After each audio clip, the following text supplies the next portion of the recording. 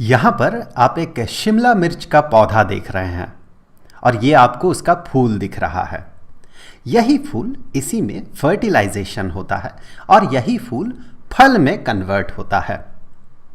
अब ये कन्वर्जन का प्रोसेस क्या है, फर्टिलाइजेशन कैसे होता है और फूल का कौन सा हिस्सा फल का गूदा बनता है यानी कि पल्प बनता है, कौन सा हिस्सा बीज बनता है, इन्हीं सब के बारे में आज के इस वीडियो में हम लोग जानने वाले हैं।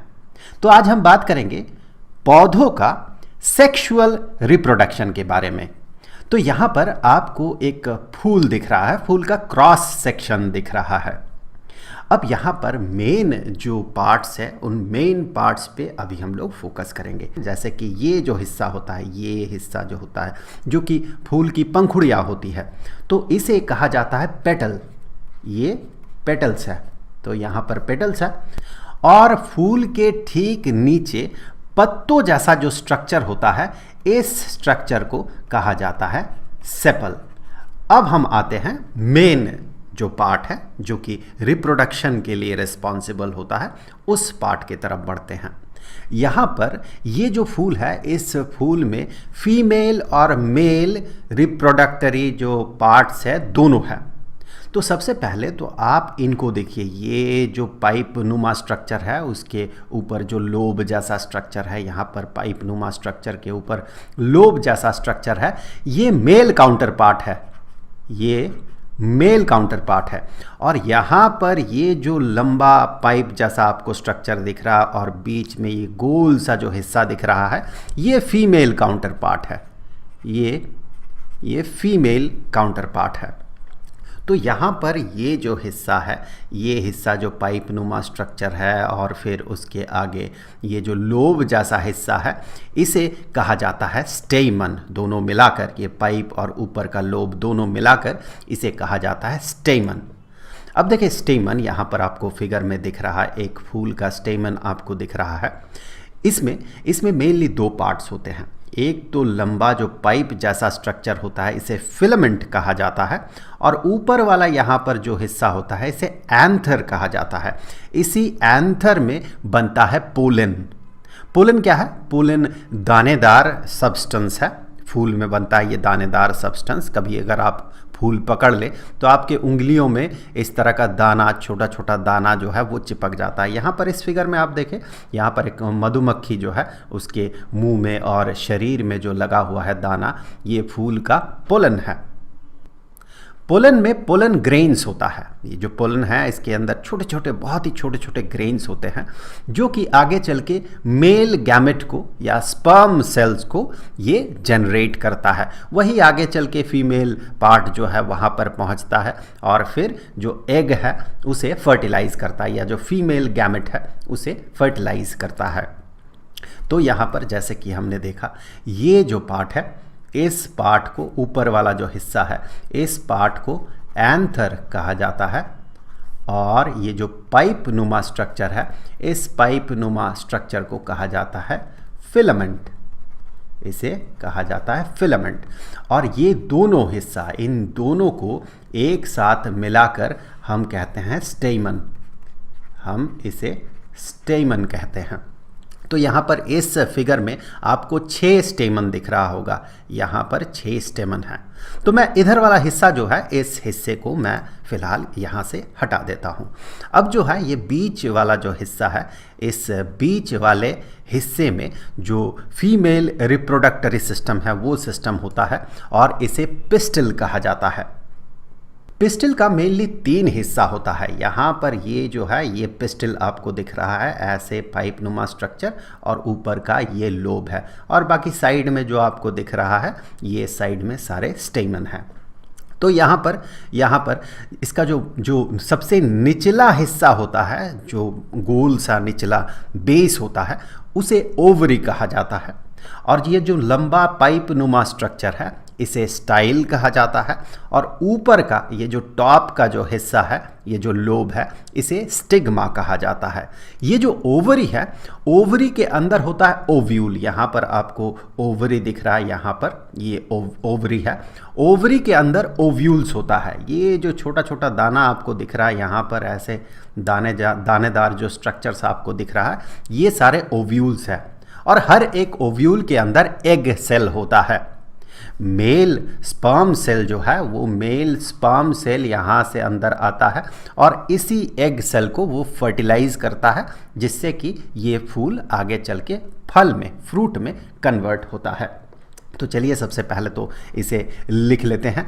जैसे कि सबसे ऊपर वाला जो हिस्सा है, इस ऊपर वाले हिस्से को स्टिग्मा कहा जाता है, स्टिग्मा। और ये जो बीच का ये पाइप नुमा स्ट्रक्चर है, इसे स्टाइल कहा जाता है, ये स्टाइल है।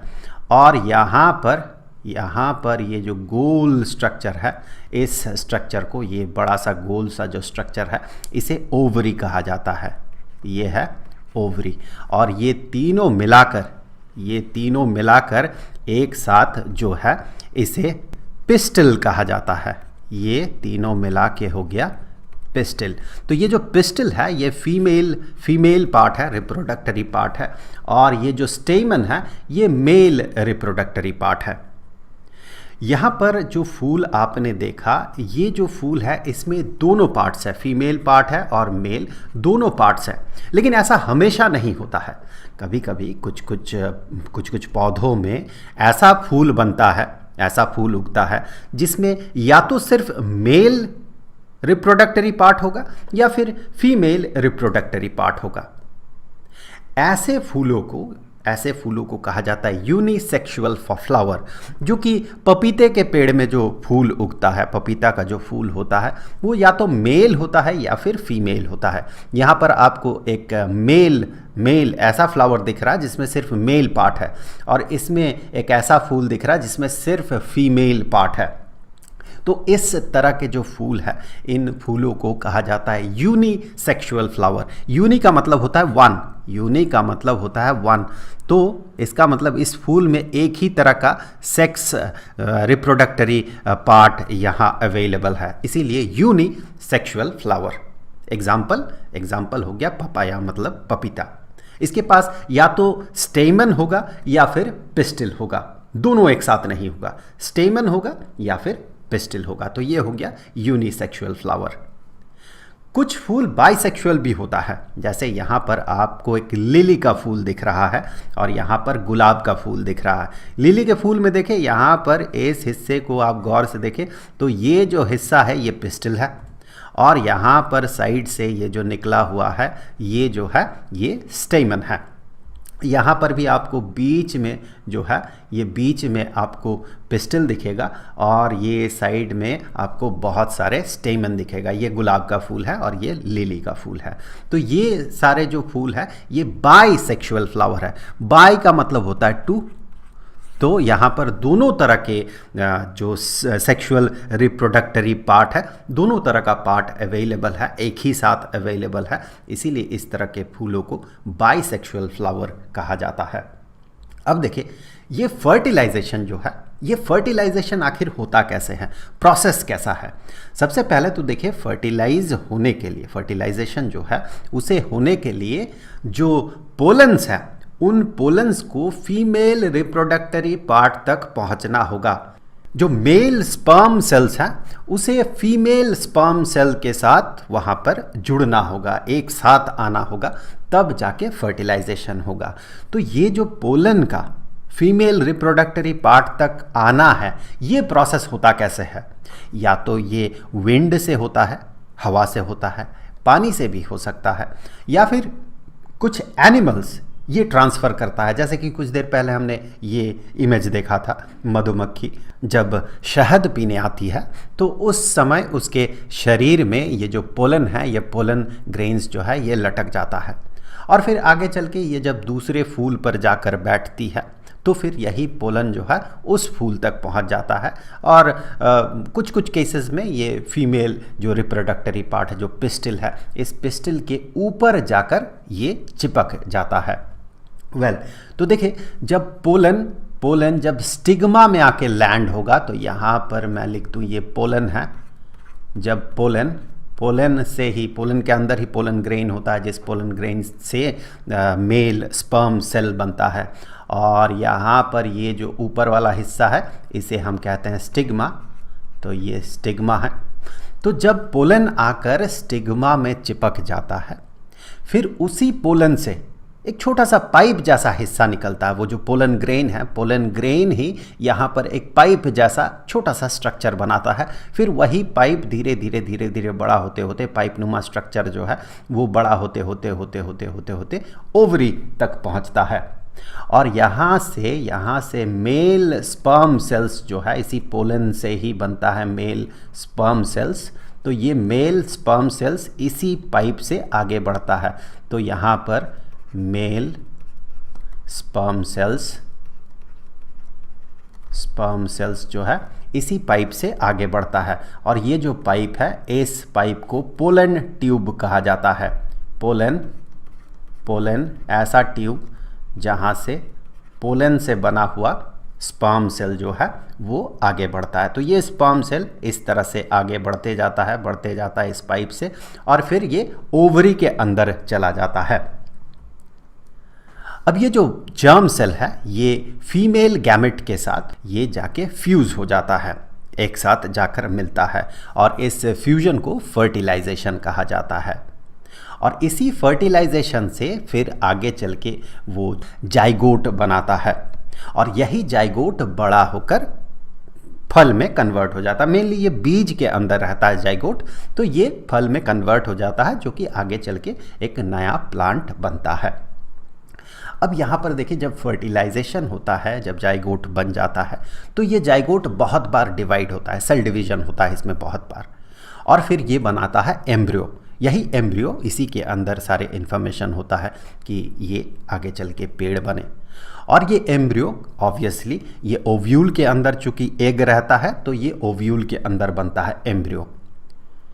अब ये ओव्यूल जो है, ये ओव्यूल एक टफ कोटिंग में कन्वर्ट हो जाता है। आप कोई भी बीज ले, उस बीज के ऊपर वाला हिस्सा जो है बड़ा ही एक टफ कोटिंग होता है। किसी भी तरह का बीज ले, उसके ऊपर एक टफ कोटिंग होगा। जैसे यहाँ पर एक बीज है, इस बीज के ऊपर एक सीड कोट कहा जाता है, इसे एक टफ कोटिंग होता है, सीड कोट इसे कहा जाता है। तो यही ओव्यूल जो है, यही ओव्यूल सीड कोट में कन्वर्ट होता है। ऑब्वियसली इस सीड के अंदर क्या होगा, इस सीड के अंदर एम्ब्रियो होगा। यही एम्ब्रियो आगे चल के पौधा में कन्वर्ट होगा। और जो ओवरी है, जिस ओवरी के अंदर ओव्यूल होता है, ये ओव्यूल तो सीड कोट में कन्वर्ट हो गया। और ओवरी जो है, ओवरी आगे चल के पल्प में कन्वर्ट होता है। मेनली हम कह सकते हैं फ्रूट में कन्वर्ट होता है। उसी फ्रूट के अंदर रहता है सीड, सीड के अंदर रहता है एम्ब्रियो। यही एम्ब्रियो पौधा बनता है आगे चल के। और इस दौरान बाकी जो हिस्सा है, जैसे कि पेटल्स हो गया, सेपल्स हो गया, स्टेमन, स्टाइल, स्टिग्मा, ये सारे जो हिस्सा है, ये सारे हिस्से जो है ये झड़ जाते हैं। अब यहाँ पर देखें, अगर आप इस बीज को तोड़ते हैं तो अंदर आपको एक ऐसा छोटा सा एक स्ट्रक्चर मिलता है जो कि आगे चल के पौधा बनता है। तो यहाँ पर इसका जो ऊपर वाला हिस्सा होता है, इसे प्ल्यूम्यूल कहा जाता है, और नीचे वाले हिस्से को रेडिकल कहा जाता है।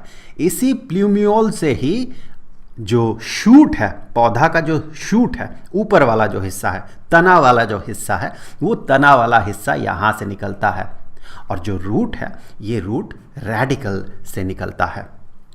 ये जो सीड है, ये जिसके अंदर एम्ब्रियो होता है, अगर इसे अप्रोप्रिएट कंडीशन मिले, मिट्टी में आप इसे डाल दे और फिर इसमें थोड़ा पानी का छिड़काव कर दे, जो हमें पता है ऑब्वियसली, अगर पानी का छिड़काव कर दे तो फिर ये आगे चल के एक पौधा में कन्वर्ट हो जाता है।